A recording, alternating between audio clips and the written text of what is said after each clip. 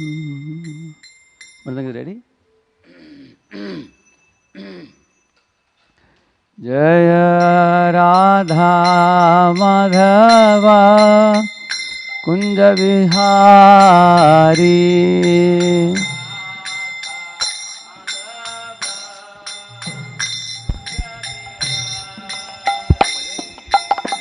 Gopi Jana Vallabha Girivaradhari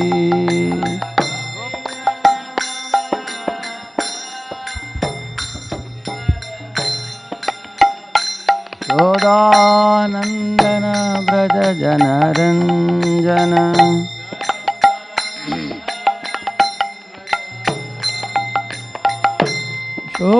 Shodanandana Braja Janaranjana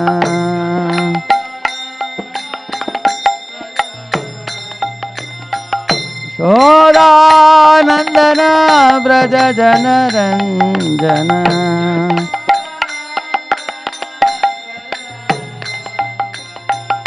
Yamuna Tira Vanachari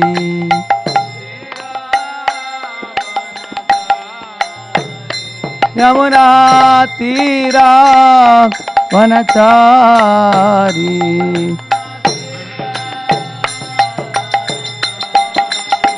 Jaya Radha Madhava Kunja Vihari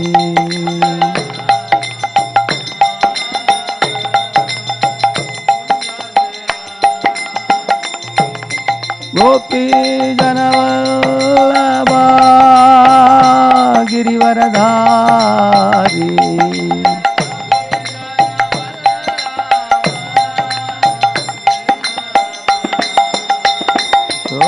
Shodanandana Braja Janaranjana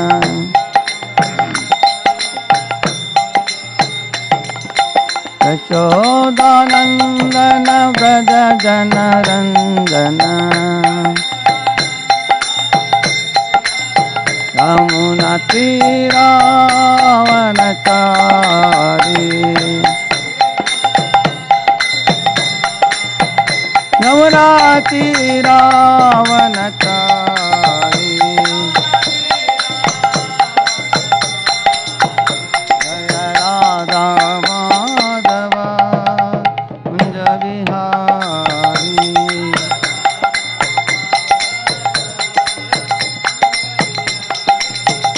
Jaya Radha Madhava Kunja Vihari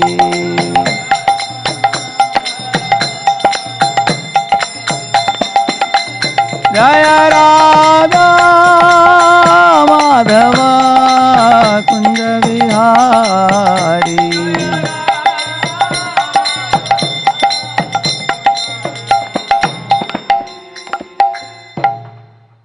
Om Shtapad Paramsaraj Acharya Ashtottara Shatashri Srimad Divine Grace Abhay Charanarvinda Bhaktivedanta Swami Srila Prabhupada Ki Ananta Koti Vaishnava Vrinda Ki Namacharya Haridas Thakur Ki प्रेम से कहो श्री कृष्ण चैतन्य प्रभु नित्यानंद श्री अद्वैत गदाधर श्रीवासादि गौर भक्त वृंद की श्री श्री राधा कृष्ण गोप गोपीनाथ श्याम कुंड राधा कुंड गिरि गोवर्धन की ब्रजभूमि वृंदावन धाम की मथुरा धाम की द्वारकापुरी धाम की पुरुषोत्तम क्षेत्र जगन्नाथपुरी धाम की श्री मायापुर नवद्वीप धाम की गंगामय यमुनामय की भक्ति सेवी की समावेत भक्त वृंद की all glories to assemble devotees all glories to assemble devotees All glories to assembled devotees. All glories to Shri Guru and Shri Gauranga. Om Ajnanatimirandasya Jnananjana Shalakaya Chakshuvanmilitam Jena Tasmai Shri Gurave Namaha. Shri Chaitanya Manobhishtam Sthapitam Jena Bhutale Swayam Rupa Kada Mahyam Dadati Swapadantikam Vandeham Shri Guroho Shri Yuta Padakamalam Shri Gurun Vaishnavamscha Shri Rupam Sagrajatam Sahagana Raghunathanvitam Tam Sajivam Sadvaitam Savadutam Parijana Sakitam Krishna Chaitanya Devam Shri Radha Krishna पादान् सहगण ललिता श्री विशाखान्वितांश्च नमो ओं विष्णुपादाय कृष्णप्रेष्ठाय भूतले श्रीमते भक्तिवेदांत स्वामिनिति नामिने नमस्ते सारस्वते देवे गौरवाणी प्रचारिणे निर्विशेषा शून्यवादी पाश्चात्यदेशतारिणे वाञ्छाकल्पतरुभ्यश्च कृपा सिन्धुभ्य एव च पतितानां पावनेभ्यो वैष्णवेभ्यो नमो नमः। जय श्री कृष्ण चैतन्य प्रभु नित्यानंद श्री अद्वैत गदाधर श्रीवासादि गौर भक्तवृंद हरे कृष्णा कृष्णा कृष्णा हरे हरे हरे राम राम राम हरे हरे। ओम नमो भगवते वासुदेवाय ओम नमो भगवते वासुदेवाय ओम नमो भगवते वासुदेवाय नारायणं नमस्कृत्य नरं चैव नरोत्तमं देवीं सरस्वतीं व्यासं ततो जयमुदीरये। नष्टप्रायेषु भद्रेषु नित्यं भागवत सेवया भगवत्युत्तमश्लोके भक्तिर्भवति नैष्ठिकी। कृष्णाय वासुदेवाय देवकी नंदनाय च नंदगोपकुमाराय गोविंदाय नमो नमः। So because of the chandan applied for the whole body of the beautiful lordships Radha and Damachandra, today the darshan was delayed. So we are beginning only at 8:20 today. I am sorry for the delay.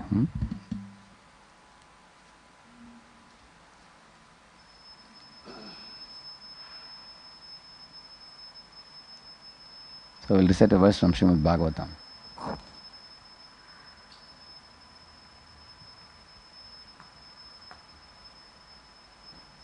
This is from 11th canto, Srimad Bhagavatam.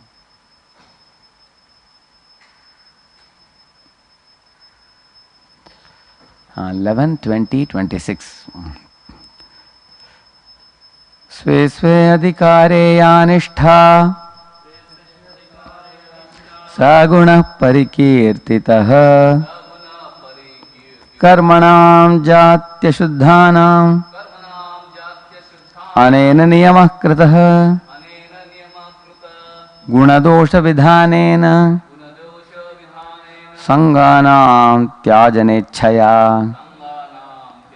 स्वे स्वे अधिकारे या निष्ठा सगुणः परिकीर्तितः कर्मणां जात्यशुद्धानां अनेन नियमः कृतः गुणदोषविधानेन संगानां त्याजनेच्छया।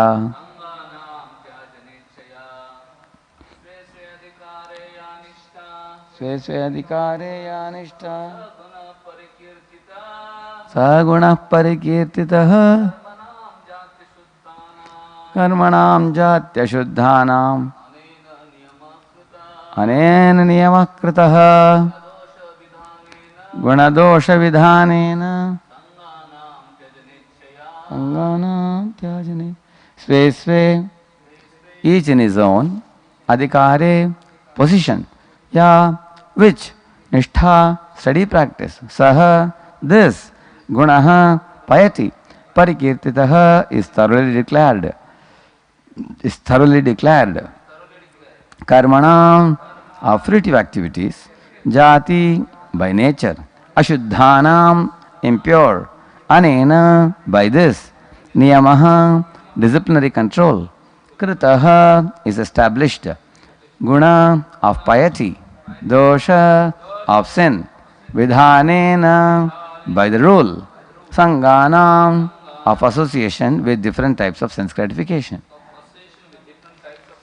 tyajana of renunciation, ichchaya by the desire. Translation: and purport by the disciples of His Divine Grace, Srila Prabhupada Ki. It is firmly declared that the steady adherence of transcendentalists to their respective spiritual positions constitutes real piety, and that sin occurs when a transcendentalist neglects his prescribed duty. One who adopts this standard of piety and sin, sincerely desiring to give up all past association with sense gratification, is able to subdue materialistic activities which are by nature impure. So the second part I'll read again. We need to pay attention to it. One who adopts this standard of piety and sin, which means in whichever svesve adhikare, whatever standard in which you are in now, there are prescriptions and prohibitions there. If we adopt this standard of piety and sin, then sincerely desiring to give up all past association with sense gratification, that means whatever baggage of sinful reactions we are carrying, then such a person is able to subdue materialistic activities which are by nature impure. So especially it is said, tyajanechchaya. Want you to have the ichcha to give up the past bad association with sense gratification and rise above. Please read it, somebody who has a mic with you. Lord Krishna here explains more clearly that those persons directly engaged in self-realization, either through Jnana Yoga or Bhakti Yoga, need not give up their regular duties and perform special penances to atone for an accidental fall down. The actual purpose of Vedic literature is to direct one back home, back to Godhead, and not to encourage material sense gratification. Although the Vedas recommend innumerable rituals for promotion to heavenly planets and enjoyment of all varieties of material opulence, such materialistic rewards are meant only to engage materialistic people, who otherwise would become demoniac. To purify an accidental fall down, one who is engaged in transcendental realization need not adopt any procedure beyond his own spiritual practice. The words Sanganam Tyajanechchaya indicate that one should not practice Krishna consciousness or self-realization superficially or casually. Rather, one should sincerely and earnestly desire freedom from one's past sinful life. Similarly, the words Ya Nishtha indicate that one must constantly practice Krishna consciousness. Thus, essential piety is to give up material sense gratification and engage in the loving service of the Lord. One who engages his senses, mind and intelligence 24 hours a day in the Lord's service is the most pious person, and the Lord personally protects such a surrendered soul. Jai Prabhupada ki Jai.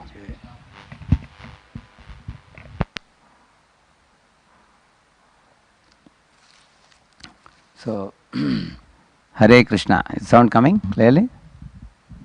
Hare Krishna, Krishna Krishna, Hare Hare, Hare Ram, Ram Ram, Hare Hare. So, in essence, what we read in the shloka, Svesvadhikare Anishta Sadguna Parikirtitaha. So, it's a very, very important verse. At every platform in our spiritual life, there is something which is piety and there is something that is sinful for us. And by sticking to it and by desiring to get rid of our past baggage of sinful habits and everything, then one actually keeps progressing upward. That's one main point there. Sanganam Tyajanechchaya. Another important point is there has to be growth in our spiritual life. And if the growth is happening, it will bring us from a shaky platform to a steady platform. In this seminar, which I will do it in 3 parts, this is the part 1 today, shaky to steady spiritual life. So in following 3 Sundays, I am planning to do part 1, part 2, part 3. So why our spiritual life becomes shaky and how it can become steady will become crystal clear to you in these three sittings. I am taking from the very basic, and as we proceed, it will become very clear. So, if we can clearly know the factors that contribute to making a shake in our system in spiritual life, then we can also find a way to set right them. So, this is all based on the Shuddha Bhakti Chintamani book by His Holiness Shivaram Swami Maharaj. I beg for his blessings. Such a beautiful book where he has taken the nectar of devotion and he has elaborated the teachings of Prabhupada, the nectar of devotion, through many other books like Bhajana Rahasya by Bhaktivinoda Thakur or by Vishwanath Chakravarti Thakur, Madhurya Kadambini. He has referred to many such books and they have made it easy for us to understand. So I have given some headings and some slight modifications here and there with examples and all I have added to the text and prepared this PowerPoint today. So now when we talk about spiritual life, I am going from the very basic, which is Varnashrama Dharma. Varnashrama means Varna and Ashrama. Varna means the prescribed duties and Ashrama means the spiritual duties. So we will begin from that, and as we proceed, we will come to Krishna consciousness. Yeah, please read it. Why follow Brahmacharya or Grihastha Dharma? Yeah. Fruitive workers follow the path of Varnashram Dharma.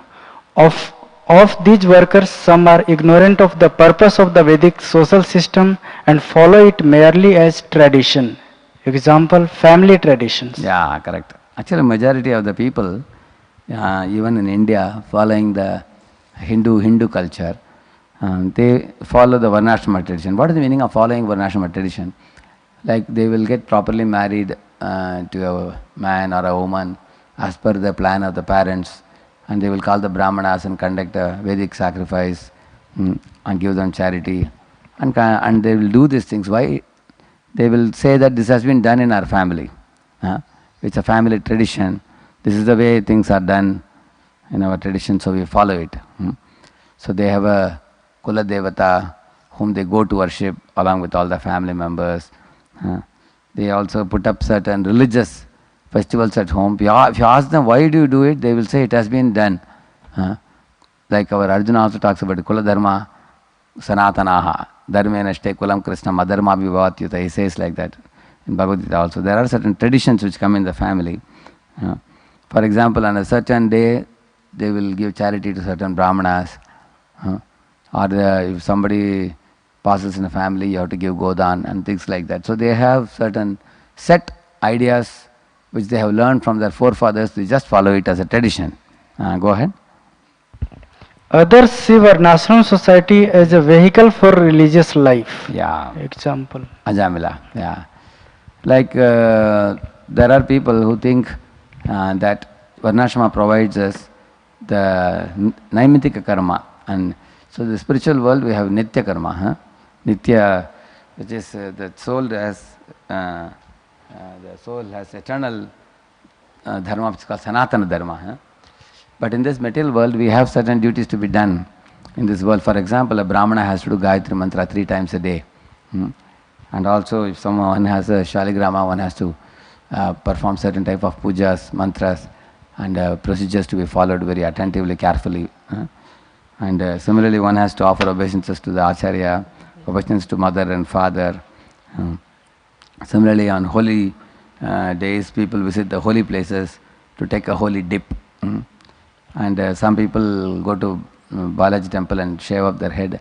So in this way, you will find there are religious activities. People use the Varnashrama as a vehicle for their religious life. Ajamila was doing that.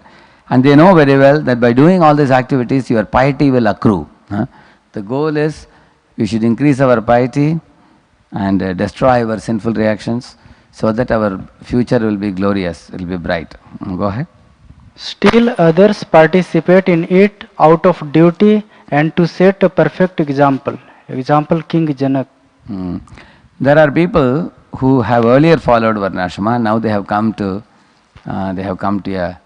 a purified state, but still they continue to follow. As Krishna said, that कर्मणे वि संसिद्धिम आस्थितो जनकादेह लोक संग्रहमेवापि sampashyan kartum arghasi. Just for setting an example, they still continue. Actually, they can renounce and go, go for the higher order of sannyas or something like that, but they won't go.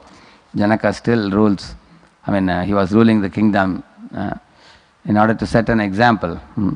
So in this way, you will find the Varnashrama tradition is actually like a basic ground level platform for very, very gradual and slow purification of the soul from all the impurities. Now, this is the basic slide first I have shown you now. Now, while situating oneself in Varnashrama, exactly what happens, we will see in the following slides. How that purification happens. Simply doing little pious activities makes you pure, or what is the mechanism? We will see now. Yeah. How to rise from piety to spirituality. Yeah. Materialistic persons attached to a specific role in the social structure have faith in the efficacy of the Varnashram system. Their piety is in their obedience to the divine regulations set forth by Sri Krishna. Yeah, one more you read. For them, religion is a means to perfect their social and familial obligations. Yeah. For example, what are the family obligations? The father should be protective, the children should be grateful, the wife should be chaste, and the family should be tied up together, going ahead as per the religious duty, respecting the elders, respecting the Lord, respecting the Guru, and respecting Brahmanas, and living according to the law codes of the scriptures, and celebrating religious festivals. And in this way, people want to have a life of piety and prosperity, both. So, and therefore they place themselves under the guidance of learned Brahmanas and voluntarily restrain themselves from irreligious acts. For example, for a grihastha man, say a businessman who is a grihastha, who is a religious businessman, for him what is a religious act? If he leaves his wife and runs with another woman, that is a religious act, isn't it? Or if he becomes irresponsible for his family and becomes a drunkard or a smoker, that is considered a religious act. Or he arranges to beat somebody or kill somebody, that is a religious act. And they won't do such things. Even the pious, big, rich businessmen, they will not do it because they voluntarily restrain themselves from irreligious acts by placing themselves under the guidance of learned Brahmanas. For them, this is religion.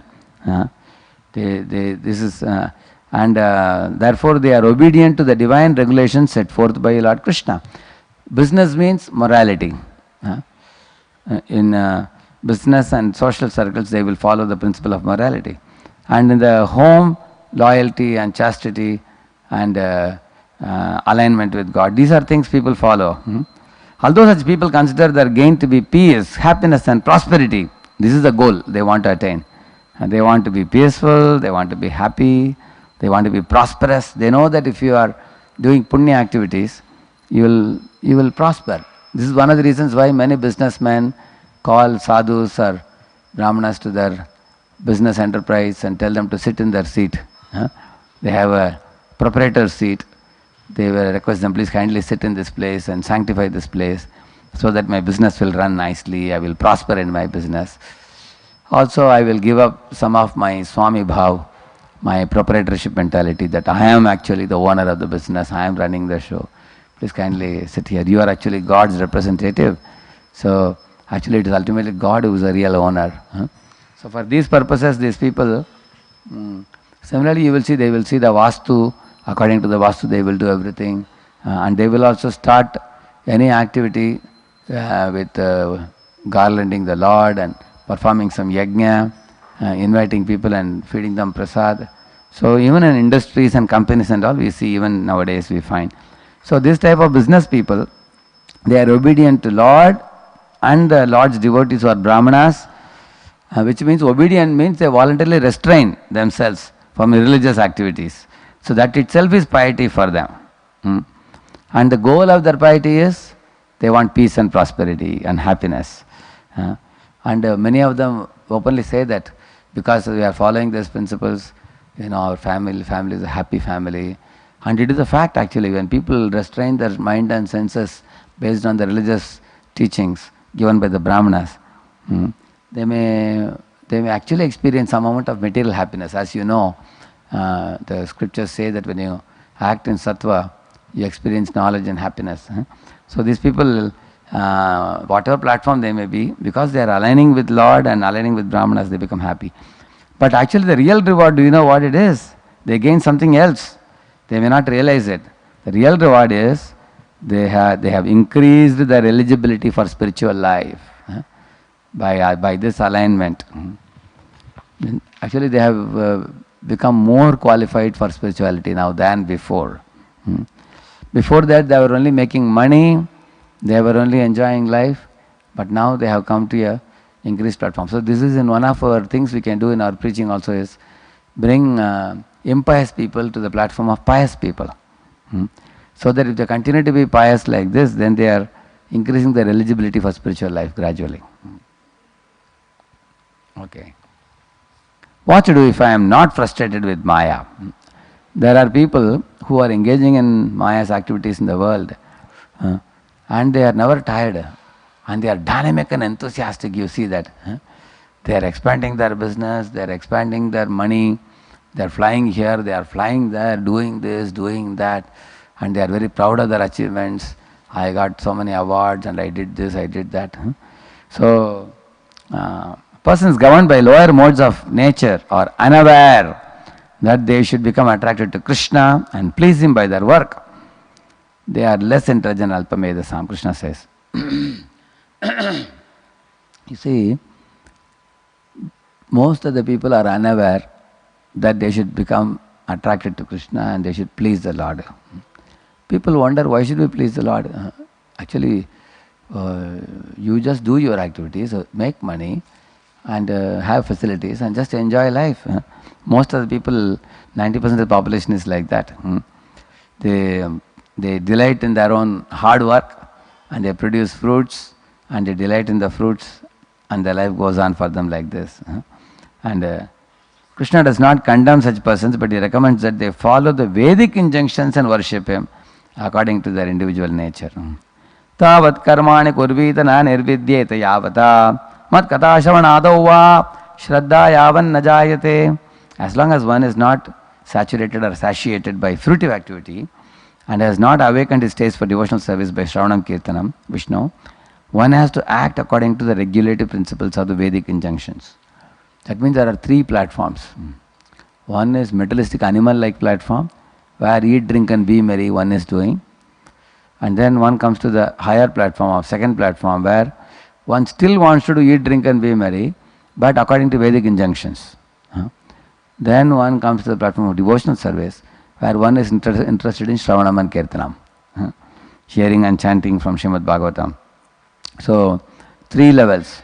One is religious platform, spiritual platform.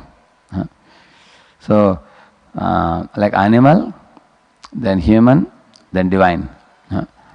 So, these three are explained here. Now, if somebody you find they are not ready for hearing and chanting Bhagavatam, following the four regulative principles and chanting the holy name and hearing the Srimad Bhagavatam, and they are not satisfied with devotional service, probably they don't have the adhikar for it.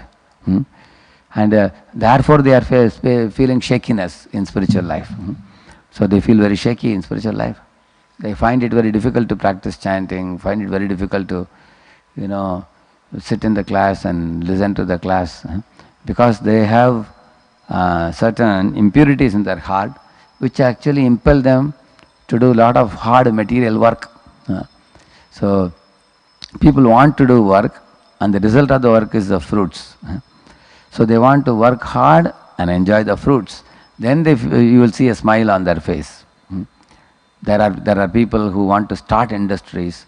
There are people who want to take farm and develop the farms. There are people who want to go abroad and do big degrees and come. There are people who want to make big money, become a very big industrialist. So people have lot of desires. There are people who want to make a career as a cinema actor, actress. There are people who want to make a career as a big professional businessman. So with all those desires, you just tell them wear a dhoti kurta and just wear a tilak and just clap hands and chant Hare Krishna. You know, they may sit for maybe 2 days, 4 days. After that, they will say kudu kudu kudu kudu kudu kudu kudu inside their own personal ambitions, aspirations and desires are troubling them. Therefore, here the Lord is saying, Tavat karmani kurvita, na nirvidyate yavata. Nirvidyata means if one is not sufficiently frustrated with materialistic activities and enjoying those fruits of those activities, one is not frustrated. One thinks there is still enjoyment there. Artificially, they will not be able to take to Shravanam and Kirtanam, he is saying. For example, if you are very Brahminical, you may say, hey, eat simple prasad. Simple khichdi, drink some milk, eat some simple khichdi, be satisfied in that.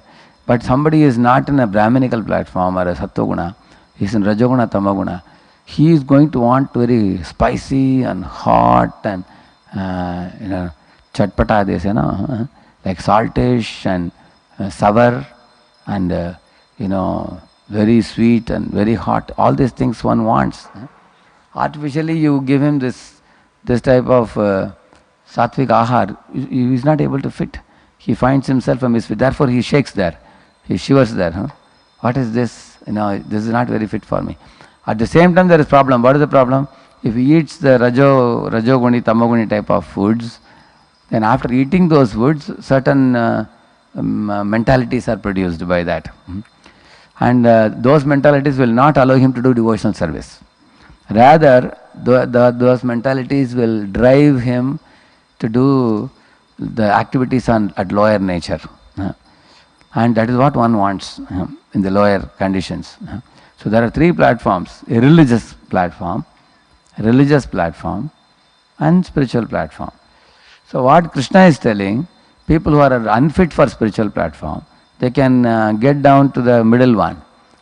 Be on the religious platform, which is going to be explained in the future slides now. If you are very shaky on the spiritual platform, it is unfit for you, then come down to the religious platform, be a pious man. And Krishna will teach also, in the Bhagavad Gita also he teaches that. If you are not satiated with fruitive activity, and you are not awakened taste for devotional service, then act according to regulatory principles of the Vedic injunction, which is going to teach now. So don't go down to the last platform. That is what platform it is? Irreligious, animal platform. It's animal platform. Then you will terribly suffer by that. So you want to do animalistic type of activities. So don't live a carefree life of eat, drink and be merry. Elevate yourself to religious platform. Do it in a regulated way. You can enjoy life, but enjoy in a regulated way in the religious platform. And then gradually, when you become purified, you will come to the spiritual platform to hear and chant. Yeah. Why Krishna shows demigod worshippers special interest? Please read it. If the faith of the materialists is not contaminated by Mayavad conceptions, it will grow, and over a long period of time, the tendency to accept and follow authority will strengthen, lead to a semblance of devotion to the Supreme Lord, and ultimately to pure devotional service. In other words, faith in demigods ultimately leads to faith in Krishna. See, in Bhagavad Gita, Krishna devotes some time speaking about the demigods in several verses, isn't it? Not only that, Krishna says that I give the faith in the heart of the people who go to demigods to develop faith in those demigods, and through the demigods I am the one who gives the gifts to those people. Both ways, from demigod direction and the worshipper direction Krishna is doing. So why is Krishna doing all these things? Because if these irreligious people in the third platform, if somehow or other, by the inspiration of their friends or social circles, they go to some demigod temple and they come to know that this demigod is a powerful demigod, Jagrut demigod, yeah, he will give you these benedictions. Due to the greed for accumulating more wealth, for accumulating more land or more success in business, they agree to worship the demigods. There are various demigods across the country, they go to worship. And when they do that, the result is what? Implicitly they have started surrendering to the Vedic injunctions, which means the alignment to the authority has started from acceptance of the demigods. And then what will happen to that? Once they do that, then gradually it's likely that they may respect the Brahmanas, they may start respecting the scriptures. They understand that Vedas are also giving very nice things. So what began as a faith in the demigods for a greedy purpose eventually gives them faith in the Vedic literature, faith in the Brahmanas. And then gradually likely that one day, after a long time, he says, it may take many lifetimes also. After many lifetimes, they may come to Krishna's temple, they may bow down to Krishna, then they will come in the category of Chaturvida bhajante maam jana sukritun arjuna arto jigyasura artarthi jnani. In that category they will come. Yeah, read it. Read it. Then why did Srila Prabhupada preach so vehemently against it? So vehemently against it. Actually, Prabhupada vehemently protested against demigod worship, no? Worship only Krishna. Why did Prabhupada say that? Yes. In Kali Yuga, the Vedic system has all but vanished. There are no longer qualified Brahmanas to guide people. No longer the security of a society based on Varnashram Dharma to facilitate the long-term cultivation of faith. Mayavad philosophy... So you understand these 2 points. The first point says that when nowadays we say demigod, but then there are so many temples are open now, which are not demigod. They have made some human beings into God. And they are worshipping them in temples. You find that. And there are many concocted demigods also, which are not mentioned in the Vedic literature, that people are worshipping also in many places. So in one place, one man had put his own murti with 2 other faces like Brahma, and then he is making people worship. Although beautifully built temple, the deity, people go there and they will be shocked. There are this kind of crazy things are happening in Kali Yuga. And also the Brahmanas, many of them have degraded. They wear a 25 paisa sacred thread around their body, but they are all drinking and smoking, and they have become very degraded and polluted. So they are not there to properly teach people how to worship and everything. That is one thing. And the second thing is that in the Vedic times you will find the setting of the society was such that people who stick to the Varnashrama could very gradually get promotion and go up. But now the security of the society has become spoiled, which means the society is having an onslaught of various religious things like the cinema theatres and the clubs and the pubs and the parties. And the people, even those who want to be gradually religious, for them there is no scope now. Because the things are ruining the people's life. And there is no, like the security here especially means, for example, the mother, father, son, daughter, properly marriage happening in the family, and the religious functions happening in the family. Those things are all gone now. People of all age groups are sitting and watching TV now. And the Brahmanas are also not there to institute the Vedic injunctions, nor are the people interested to faithfully follow them, he says. And then thirdly he says, Mayavad has stolen the people's knowledge about both demigods and Krishna. Because Mayavadis are loudly preaching that, I am God, you are God, everyone is God. They are really ruining the whole society. Therefore Prabhupada was very angry. And materialism, that is even worse. It has distracted ordinary people from adhering to religious codes. Even a person who says, I want to be religious, the materialism has completely distracted them. Nowadays everywhere you find people are with smartphones and people are with movie theatres and bad habits. In those days, a liquor shop will not be seen in the city.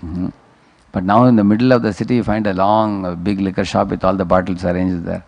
So the materialism has taken over because of the Kali Yuga, rampant Kali Yuga setting coming in. So materialism, Mayavad, no security in society, no qualified Brahmanas.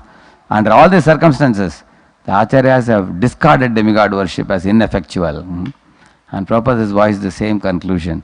And he strongly encouraged people, don't offend the demigods, but worship Lord Krishna directly. This was Prabhupada's instruction. Actually, demigod worship would be very valuable over many lifetimes to bring a person from a religious platform to the spiritual platform. But now it is no more effectual because people are not even aware how the demigod should be properly worshipped.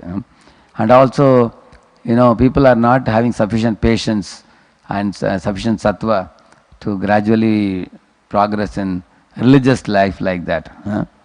So therefore he says that Prabhupada vehemently was against it, and he told, worship Krishna directly and go back to God. Okay. So now, here, read this. How sadhu sangha transforms us. How the association with a saintly person can take us from one stable platform to the next stable platform.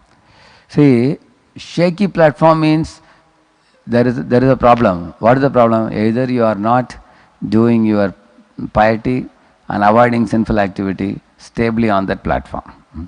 For example, if a child is supposed to be in 2nd standard, you make the child sit in the 6th standard, what will happen? He will be shaky there. Then he has to be in 2nd. But there are some children who actually have passed out from 5th and come to 6th standard, still they will be shaky. Why? Because they don't want to study, they are mischievous. Because people who are supposed to be on a religious platform want to be in a religious platform. You understand, no? Then they will be shaky in religious platform. That is not due to demanding a higher qualification activity from them. That is due to their own sinful propensities. So there are two things pulling a person. One is the downward vector, which is sinful propensity. And the upward vector is the Brahmanas, the Vedas, the Supreme Lord are telling for Vedic injunction. One should find out, should I put myself in this platform or this platform, which platform? And once you put yourself there, one should stick to the piety and avoidance of those prohibitions. And then one will be peaceful and stable. And how that peace comes? Stability comes. The stability comes because of faith in the Brahmanas, faith in the scriptures, faith in those injunctions given. And it's not that it is very easy to practice. For example, a rich man, you tell him, actually very rich people also feel little pain to donate. Do you know that? Because they have to cut a portion of the money and give. You may say he has got 20,000 crores. What is the problem for him to give 1 crore? If I had 20,000 crores, I would have given 1 crore. Actually, if you are able to give 1 crore, you would have never come to 20,000 crores. People who become extremely rich, they are penny to penny they spend. If you see how rigid they are, how diplomatic they are in making the money, you will be shocked. They will not release money. So, a person in a dharmic platform, religious platform, has to do certain things by having faith in the Brahmanas and the Vedas and the Supreme Lord. Yeah. So read it now, Srila Prabhupada. Srila Prabhupada narrated the now this story, everybody knows Sanatana Goswami story, but you will have to observe the certain learning lessons which will come out. How the person becomes religious is explained here. Yeah. Narrated the story of Sanatana Goswami and the touchstone to illustrate how in the Vedic social system, with a strong Vaishnava association, demigod worship led to a semblance of devotion and ultimately to pure devotion. A pure devotion is bhakti, semblance of devotion is bhakti abhas we call it, which means, which actually will eventually lead to bhakti. For example, if the bhakti is mixed with karma, jnana, yoga, it is called bhakti abhas. And then when karma, jnana, yoga are removed, it's completely clean, then it's called Shuddha bhakti. So, initially once bhakti is not observed at all, then there is bhakti with karma, jnana, yoga mixture, then eventually one comes to Shuddha bhakti. So how a person moves ahead, let us see. Acharya Prabhu, you can read, give the mic to Acharya Prabhu.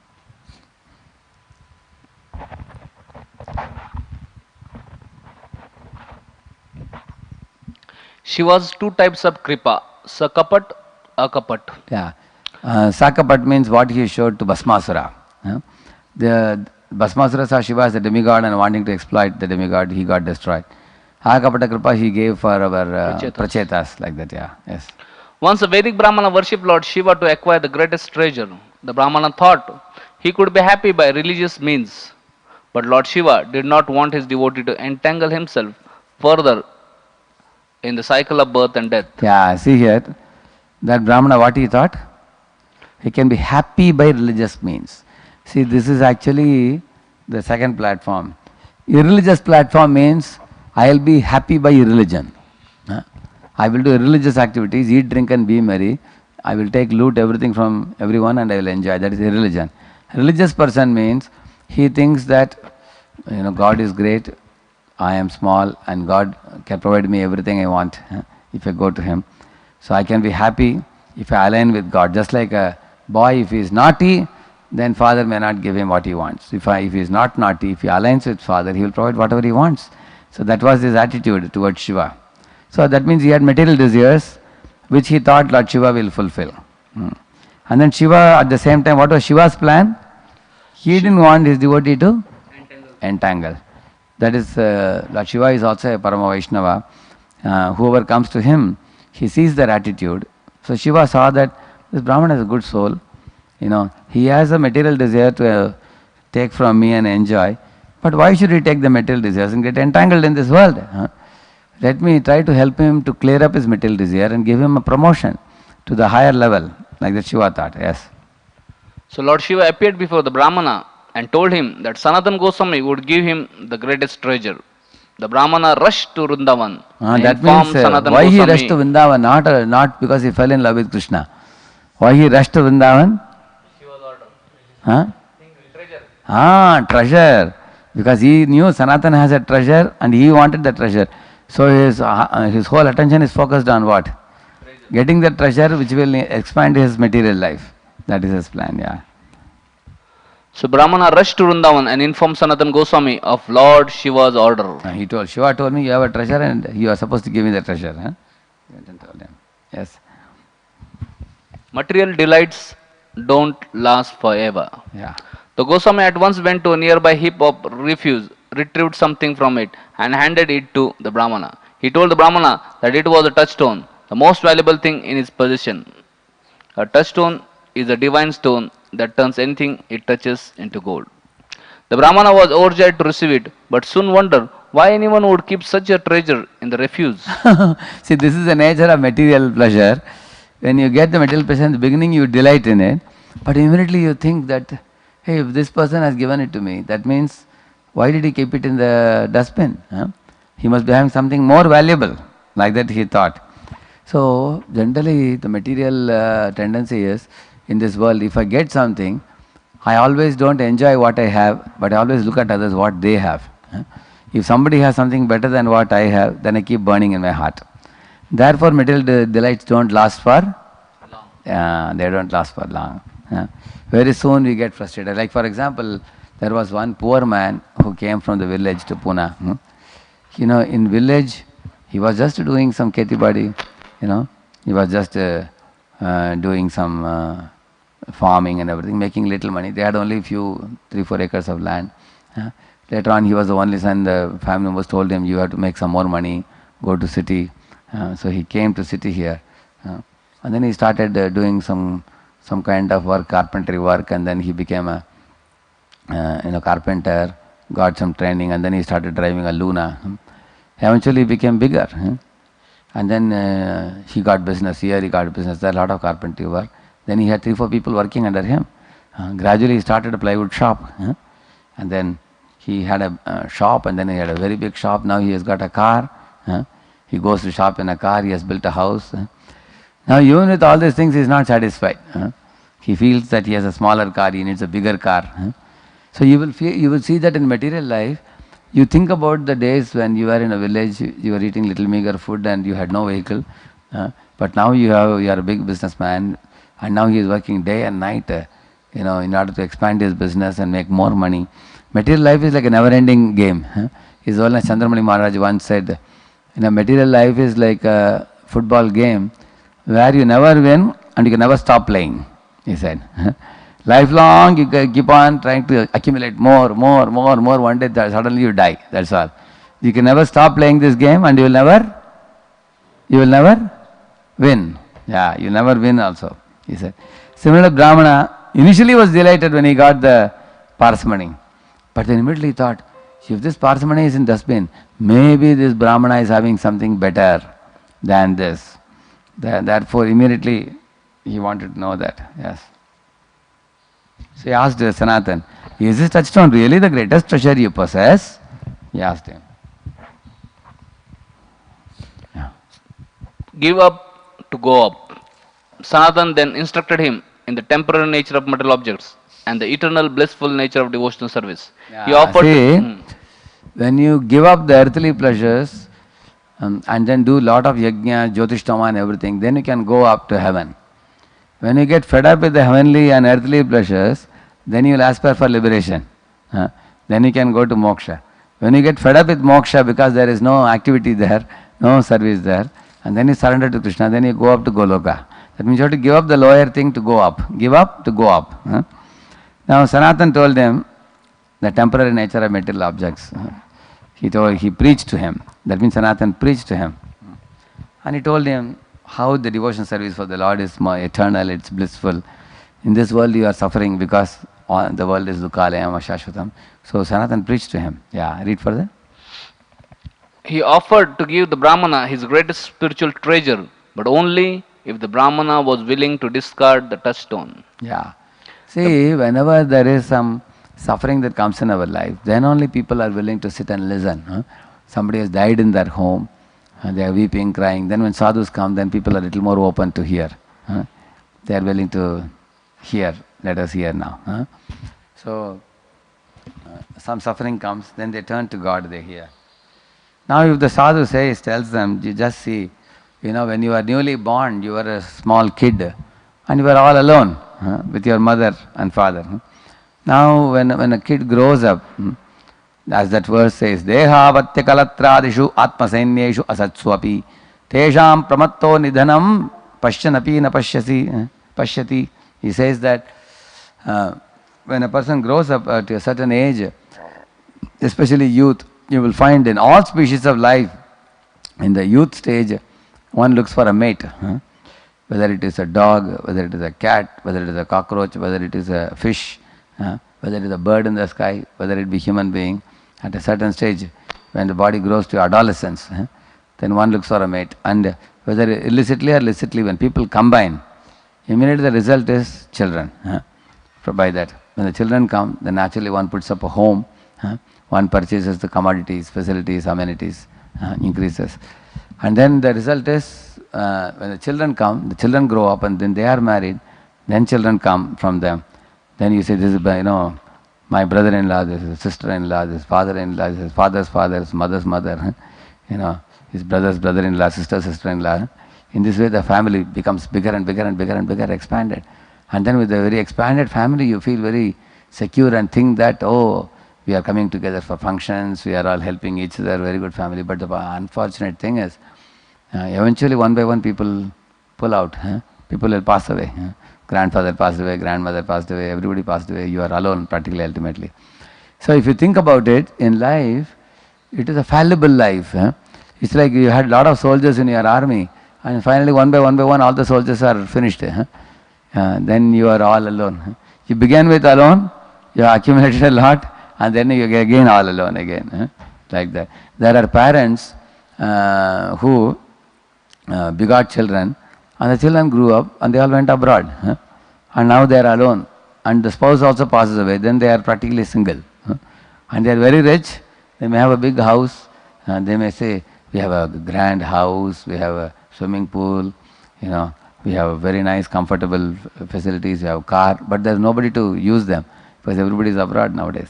You will see that. So therefore one understands in this world, happiness doesn't prevail for a long time. Over a period of time, practically one has to come to grip with the fact that everybody pushes out of the scene. They go out of the scene. So therefore he realizes the temporary nature. So he offered to give the Brahmana his greatest spiritual treasure, but only if the Brahmana was willing to discard the touchstone. Yes, go ahead. The Brahmana did as he was told, and Sanatan gave him Krishna's holy name and pure devotional service. Truly the greatest of treasures. Then let us see what happened now. Read it. Here is the science of Sadhu Sanga's influence. How the Sadhu Sangha influences a person, you will see here. Yeah. In the beginning, the Brahmana was a demigod worshipper, ignorant of path of pure devotion. The fruit of his properly worshipping Lord Shiva was contact with the great devotee Sanatan Goswami. Okay, now did this Brahmana want pure devotion? No. No. He wanted material benefits. So he went to a demigod.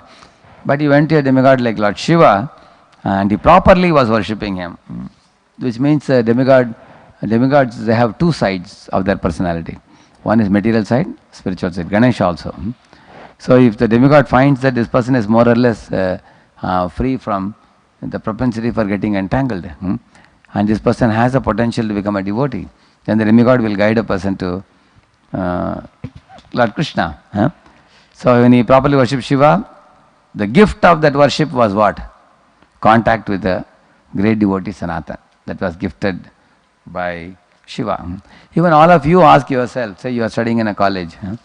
So one of your friend comes to you, asks you a notebook, and you think that he is not very religious or pious, not inclined. You just give him notebook, and you take his notebook, or you give him some pen, whatever he asks you give, but you don't talk about Krishna consciousness. Correct, no? On the other hand, if a person comes to you and shows some interest in you, that I see that you are going to some classes, you are chanting holy name, and you have a group of people. What do you guys do? If you show some interest, then you will open up. Oh, really? Would you like to come? We have a weekly program on that day. Please come and join. You are most welcome. And then you will help him to become a devotee. Correct, no? So two types of boys come to you, and you deal with two guys in two different ways. You deal. Same way demigods also deal. So the demigod Shiva, he saw that this Brahmana had a scope of becoming a devotee. So he guided him to Sanatan and offered that as a gift. Read further, as the first. Sanatan Goswami, okay. As the first effect of Sanatan's company, mixed devotion appeared in Brahmana's heart. Now, what is mixed devotion? Mixed devotion means like, artho jignasa artharthi jnani, which means actually he went with material desire to the Supreme Lord. That's called mixed devotion. Like Dhruva also was a mixed devotee. He was ready to do devotion to Lord Vishnu, but at the same time he had his material program, material desires. Yeah, go ahead. For he had surrendered. At first effect of Sanatan's company, mixed devotion appeared in the Brahmana's heart, for he had surrendered to the Goswami to acquire wealth. But once the Brahmana had acquired the touchstone, the Brahmana became further purified by continuing to think of the Goswami as well as receiving the Goswami's transcendental teachings. This gave the Brahmana pure faith and eventually pure devotion. See here what happened here. Initially no devotion, then mixed devotion. And then he observed that this Sanatan Gosai, what is he doing? He is completely sold out to the Lord. He is a minister of Bengal. He left such a big high position. Now he is living in Braja, Vrindavan Dham, just wearing a gamsha, and he is chanting the holy name, and is fully devoted to establishing the holy place here, and then preaching and everything. So he is touched by the personality of the saint, and also he is touched by his teachings. Yeah, what he is saying is true. Bhutva praliyate, all the material world is created and destroyed again and again. In this world nothing is permanent. Yasya sarveshu bhuteshu nashyatsu na vinashyati. When this world will be destroyed, that world will never be destroyed. So what he says is true. I want to go to spiritual world. At the same time, right now I also want some wealth also. So then I will practice mixed devotion. So now he is practicing mixed devotion, but whenever he goes home, in his mind he thinks of two things. Sanatan, who is the saint who inspired him, and Sanatan's instructions that we should become a pure devotee. And this keeps constantly coming in his mind. And the more he meditates on the saintly qualities of Sanatan and the instructions given by Sanatan, he will come to a platform of pure faith. Initially there was mixed faith, then he comes to pure faith. When the pure faith arises, that turns into pure devotion. That means no devotion, mixed devotion, pure devotion, pure faith. Like that. This is the way the sadhu sangha influences a person. Yeah. Yeah, read it. When is Varnashram considered dead? This is the effect of saintly company. Truly, the greatest treasure of Varnashram system. Without sadhusang, the Varnashram system is merely a physical framework, unable to bestow spiritual advancement. It is like the perennial automobile body of which Srila Prabhupada so often spoke, a body that has no value without the driver soul. So Varnashrama without sadhu sangha is like a car without driver. For For example, now in the modern times, lot of people are talking about Varnashrama even in our ISKCON society, and there is a lot of talk going on. Imagine if a lot of Grihasthas are inspired by the idea of Varnashrama. They think that yes, putting up a very good family, we should learn art of parenting, we should learn about how husband and wife can cooperatively live. First have the focus on the family members so that you lead a happy life, and then you can become Krishna conscious. Actually, this is a very good program when they have a strong sadhu sangha. When they have a very strong saintly Vaishnava association. With that association, where they are guided to do pure devotional service, then this will be meaningful. Otherwise, what will happen, as he says, it will be like a car without driver. Here, this Brahmana had a materialistic program, but he had a very strong propensity for sadhu sangha with Sanatan. So there is no problem with material desires provided you have sadhu sangha, because sadhu sangha will ensure that the material desires are cleared off. But if sadhu sangha doesn't clear material desires, all you have is you are thinking you are very religious, but you are maintaining the material desires, which is coming in which offense? 10th offense, yeah. And you become more and more materially attached. Therefore, Varnashrama is considered dead. Varnashrama has life when it is elevating. Samsiddhir Haritoshanam. Then Varnashrama has life. If Samsiddhir Kutumbhatoshanam, Samsiddhir Manatoshanam, Samsiddhir Indriya Toshanam, then Varnashrama is considered dead. Then it is like materialistic life only. Yeah.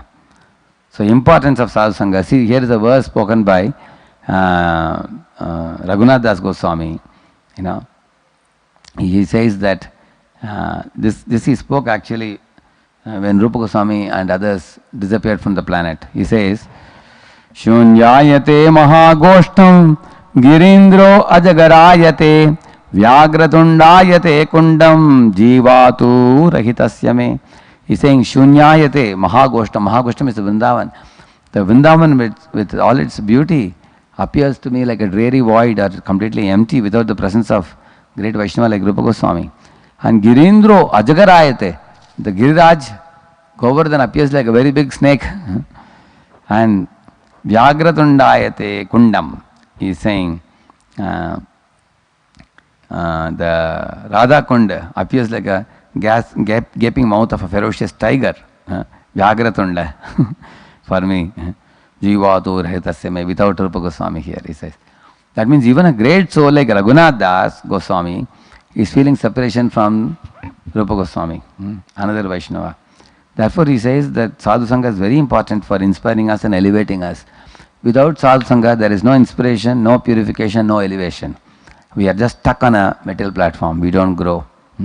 If you think we are doing Varnashrama, whether we are brahmachari or whether we are grihastha, whoever we be, you may officially hear classes. I am supposed to hear this class because attendance is taken. But you need some sadhu who touches your heart, purifies your heart, transforms your heart and elevates you.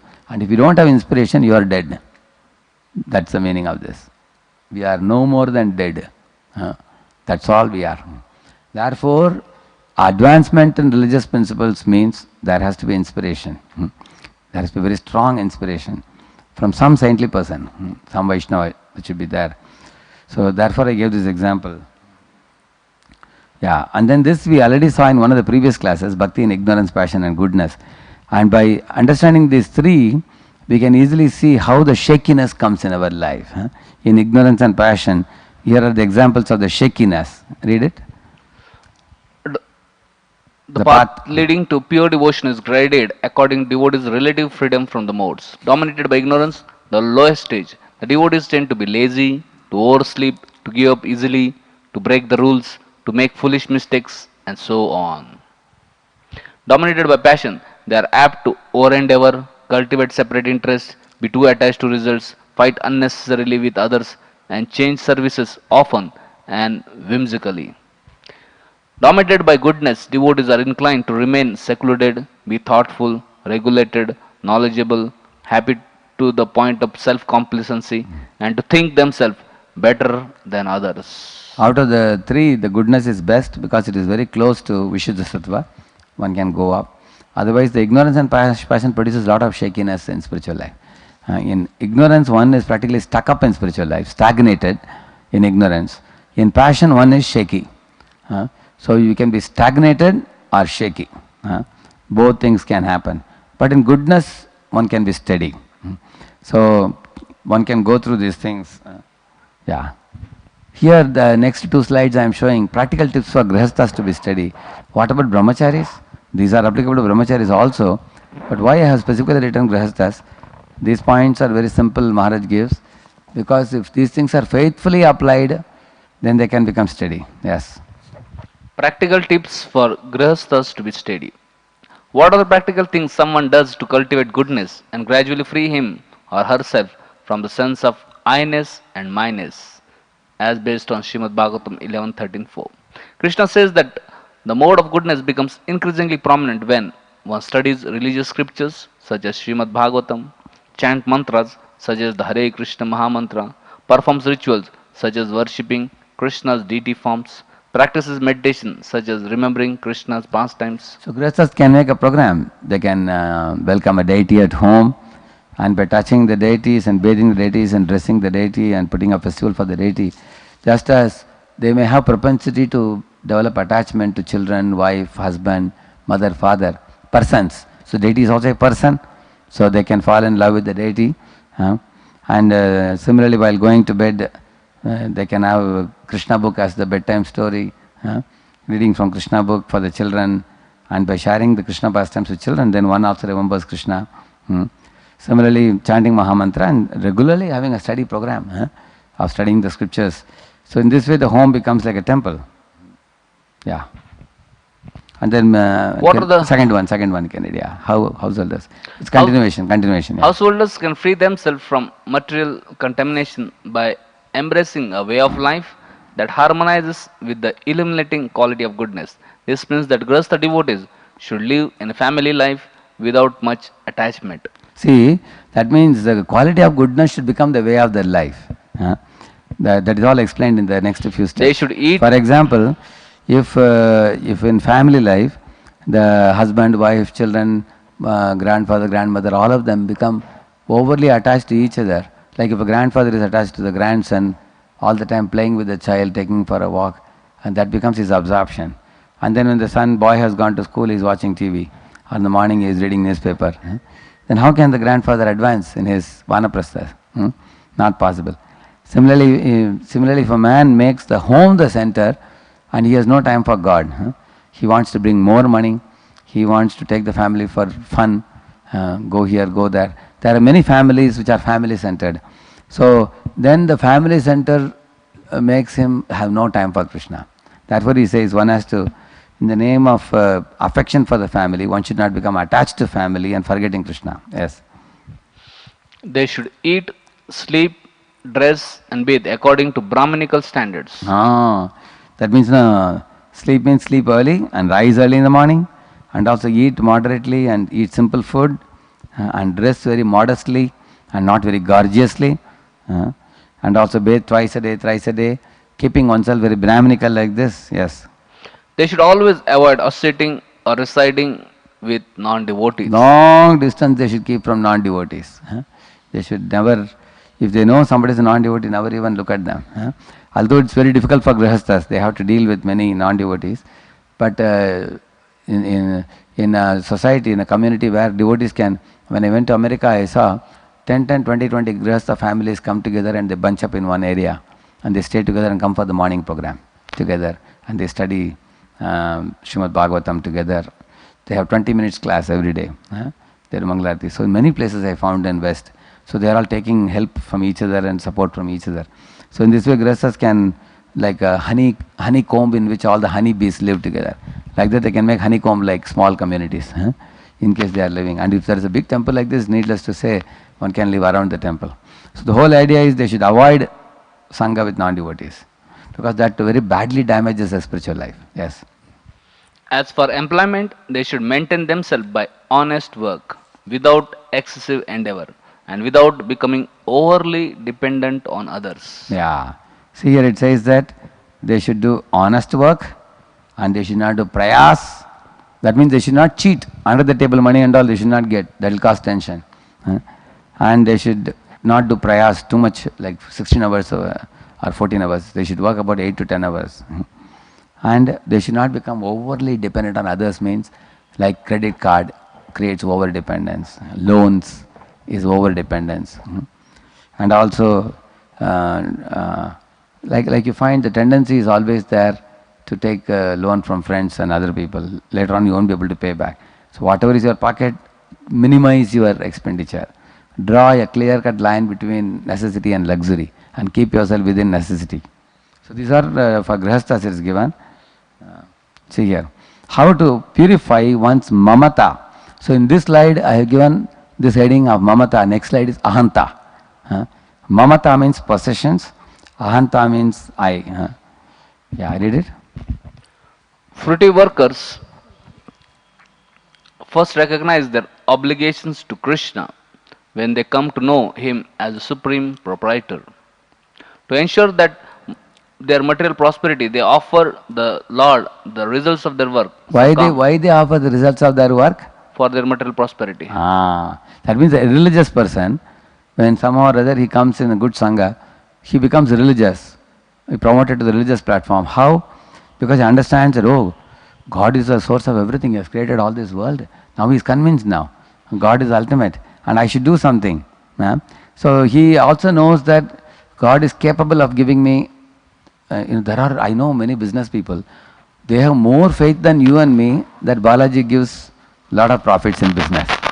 They have very deep faith, you will see that. Many times you may think that, we should only worship Balaji for devotion, you may say that. But those people, those who are materialistic minded, they also have a fatherly type of relationship with God. They think God is very great and He is the creator of everyone and everything. If He wants, He can, if I worship Him, He will give a good success in my business. So once that firm faith comes, that God is very good and He will provide me, so then they become religious. Yeah. To ensure the material prosperity, they offer a portion of their results. So, Kam Karma Mishra Bhakti and display the beginnings of detachment. Yeah. This is called Sakama. Why? Because they want material prosperity for themselves. And it's called Karma Mishra because they are doing the work and offering part of their fruits. It's called, yeah. As a result, their sense of mine is somewhat slackens. Yeah, my money, my wife, my home, my car, like that they think, So now they may gradually give up that minus because a part of the mind they are offering it to Krishna. Yeah. So as a result, their sense of mine is somewhat slackens. But although these materialistic devotees regularly hear that they are not the body, due to ongoing attachment to family and society, their sense of I-ness remains entrenched. They cannot help but identify with the body. Yeah, they continue to identify with the body, but the minus gradually reduces. And you will see there are business people who say, you can take my car for your service. You can use our house. We have an extra house. Your devotees can come and stay and have a camp. We have no problem. They are ready to give a house, give their car facility. Like one man built 4-5 houses in the city. And he told Hare Krishna devotees, those 2 houses are unoccupied. And I don't want to give it to any tenant because once you give for a tenant, they don't move out easily. So they say, Hare Krishna devotees, you can use it. आप लोग use कीजिए 3 साल के लिए. 3 years you use it. After that you will take it. Now it has become 6 years. Still it's going on. He said, no problem. Continue using it. No problem. They're very happy. So that sense of minus goes away gradually by meeting with saintly people. In Bombay, many of the base centers are all gifted by such men to ISKCON Chowpatty, not permanently, but for using. They have said you can use it now. They are using it for more than 8 years. Some other places, like that. Yeah, sense of minus gradually reduces by doing something religious. Yes. Now, how to reduce ahanta? Ahankar. Ahankar means what? I was the first one to do this. I can do that very easily. That's very cheap thing for me. And I have so much money. And I am the champion in this particular thing. Or I am one of the members of such and such society, Corinthian society or some society. So the I is very, very deep rooted. It's more deep rooted than mama also. More than mamata means things belonging to my body. But I means I myself. That ahamastamba, Bhagavatam, Narada Muni says this about the Nalakur Manigriv. When you have the Janma, Aishwarya, Shruta, Shribir, Yedamana, Madapuman, that creates ahanta very strongly. I am a great person. Pride, great pride it creates. See, mamata causes attachment, Ahanta causes pride. That is the problem. So when you give up mamata, gradually attachments reduce, but the pride remains. I am a great person. Yeah, read it. Now, next, workers give up their motivation for personal gain and instead labor for the Lord out of sense of duty. Nishkam Karma Mishra Bhakti. Earlier one was Sakama Karma Mishra Bhakti is Nishkama. Why Nishkama? Now there are people who connect with ISKCON and they want to do something for ISKCON. Some of them you will find, I went to Tirupati, our Prabhu, Devataman Prabhu was telling that they have in Kakinada or someplace, one place, they have started a Annamrit kind of, this kind of program they have. So one school principal, an owner, he is a school owner, he owns the school and his wife is the principal, I think there. So that person has taken the full charge for the, what do you call it? The midday meal in that city, giving a midday meal for some 5,000, 6,000 children there. And he still has mustache and he is still not a proper devotee yet. He is not even chanting, maybe occasionally one round he chants. But he has a lot of appreciation for Revataram Prabhu. So the senior Vaishnava devotee. So he is ready to work hard. He is ready to labor for the Lord out of a sense of duty. He feels that, instead of, actually he doesn't get any benefit from it for himself. He is doing it, he is spending a few, as a service he is doing. Yes, go ahead. At this stage, both the sense of myness and I-ness diminish, but the identity remains unclear. He doesn't think about I'm Krishna's servant and all that. मुझे काम अच्छा लगता है. I like doing this. I am whose servant, that we will talk later. But right now, you gave me this. There are people in society, they like to do many things like that. If there is some social service type of thing they like to do, or there are many youngsters also come and say, their hands are itching, give us something. So they found out in one of the temples, they told me, ISKCON temples, whenever they have Rath Yatra every year, some youngsters come and do a lot of, volunteering service. Similarly, our Toshan Mahaprabhu had engaged some boys and girls in some service also like that. So these people are more service oriented than devotion oriented. They have a natural propensity. Now they will do for you. Tomorrow some other club is calling and telling them, will they do or not? Yes. They will do also. So, but at the same time, we hear if they are inspired by a sadhu and they do it. So gradually, by that kind of work, what happens? The newfound role as Krishna's servant is solely in relation to temporary duties, not eternal service. Their surrender, though, has gone beyond that of selfish workers, because such Nishkam Karma Yogis try to offer every act of life, not just their work, to the Lord. This is called Karmarpanam. See, here he says very important point. The surrender, though, has gone beyond the selfish workers, because such Nishkama Karma Yogis try to offer every act of life, he says.